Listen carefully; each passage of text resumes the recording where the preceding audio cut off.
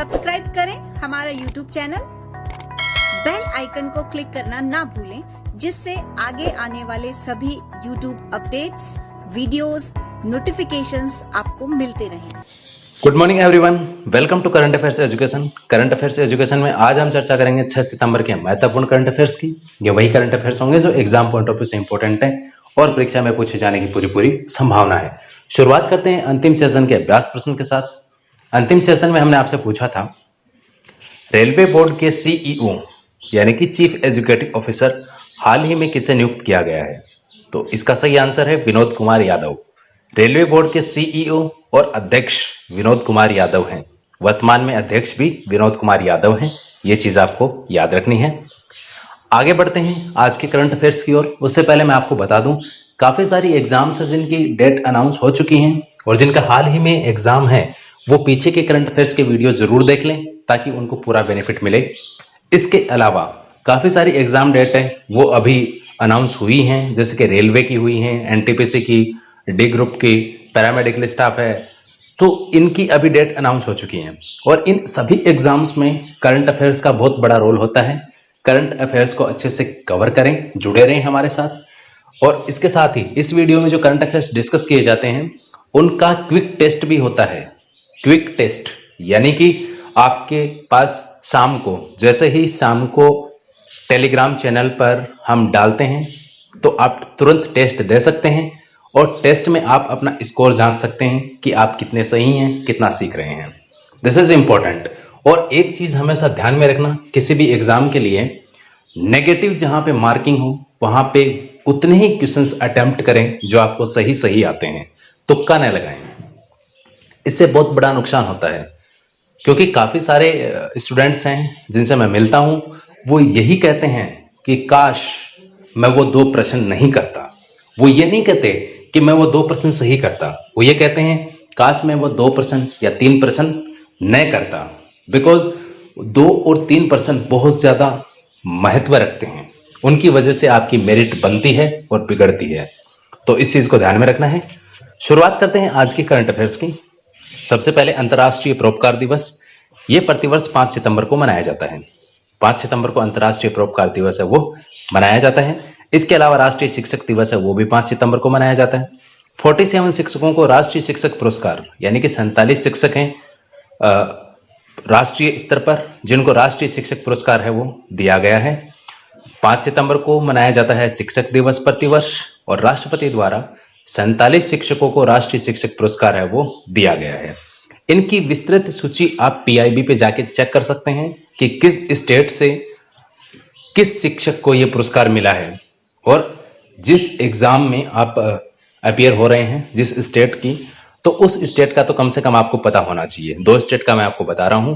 राजस्थान से गीता कुमारी हैं बाड़मेर से, जिनको इस पुरस्कार से नवाजा गया है, और हिमाचल प्रदेश से नरदेव सिंह हमीरपुर से हैं, जिनको राष्ट्रीय शिक्षक पुरस्कार है दिया गया है। आगे बढ़ते हैं। व्यापार सुधार कार्य योजना के तहत एक रैंकिंग जारी की गई है जिसका नाम है ईज ऑफ डूइंग बिजनेस, यानी कि कारोबारी सुगमता रैंकिंग 2019। इसकी शुरुआत 2015 में हुई थी।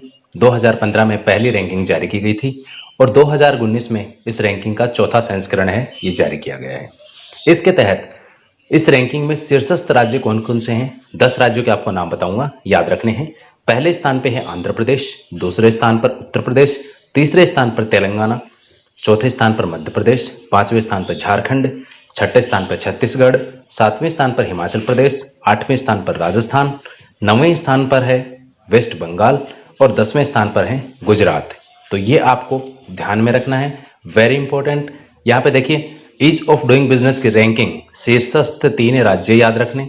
इसके अलावा इसका कौन सा एडिशन जारी किया गया? तो 4th एडिशन इसका जारी किया गया। देखिए एक एडिशन यहाँ पे मिस हुआ था, 2017 और 18 में दोनों को मिलाकर एक ही एडिशन जारी हुआ था। अदरवाइज ये 5वां संस्करण होता, लेकिन ये 4था संस्करण है, इसलिए ये इंपॉर्टेंट बनता है। आगे बढ़ते हैं। 80 अन्य स्पेशल ट्रेनें 12 सितंबर से शुरू। देखिए कोविड की वजह से यात्री ट्रेनों के परिचालन पर मार्च से रोक लगी हुई थी। मार्च महीने से सारी की सारी पैसेंजर ट्रेन हैं वो बंद कर दी गई थी। खाली मालगाड़ियां चलती थी, यानी कि गुड्स ट्रेन चलती थी, पैसेंजर ट्रेनें थी वो सारी बंद थी।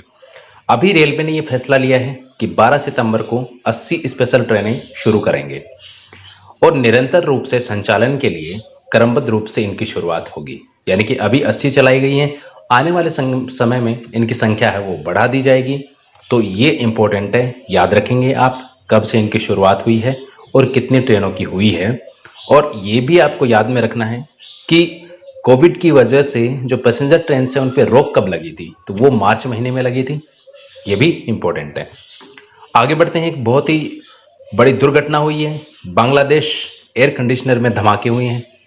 ढाका के बाहरी इलाके में 6 एयर कंडीशनर में धमाके हुए, जहां पर 16 लोगों की मृत्यु और 50 लोग घायल हो गए। एक मस्जिद में लगी थी ये सभी मस्जिदें, सभी एयर कंडीशनर जो ऐसी थी ये मस्जिद में लगी हुई थी। तो यहाँ पर ये भी याद रखना है, इंपॉर्टेंट चीज है। नेक्स्ट है अपना IIT इंदौर। क्यों चर्चा में है, बहुत ही ज्यादा महत्वपूर्ण है। स्टार लगा लीजिएगा इस क्वेश्चन को। इंदौर बात कर रहे हैं हम IIT इंदौर की। भारतीय प्राचीन ज्ञान की खोज में यहाँ पर संस्कृत में शुरू की प्राचीन गणित और विज्ञान के शास्त्रों की पढ़ाई, यानी यहाँ पर संस्कृत भाषा को बढ़ावा देने के लिए IIT इंदौर ने एक नई पहल शुरू की है। इसके तहत ये जो प्राचीन गणित और विज्ञान के जो शास्त्र हैं, जो पुस्तकें हैं, उनकी पढ़ाई करेंगे संस्कृत में। तो ये बहुत ही महत्वपूर्ण पहल है और ये याद भी रखना है बिकॉज ये यूनिक चीज है। आज की सेशन में इतना ही। चलते चलते आपके लिए एक अभ्यास प्रश्न। एकला चलो रे रचना के लेखक निम्न में से कौन थे? फिर से सुनना। एकला चलो रे रचना के लेखक निम्न में से कौन थे? This is very important. Option है आपके सामने, रविंद्रनाथ टैगोर, माखनलाल चतुर्वेदी, हजारी प्रसाद द्विवेदी, जवाहरलाल नेहरू। इस प्रश्न का आंसर आप कमेंट बॉक्स में लिखिए। सही आंसर आपको हम अगले सेशन के साथ में देंगे। तब तक के लिए नमस्कार।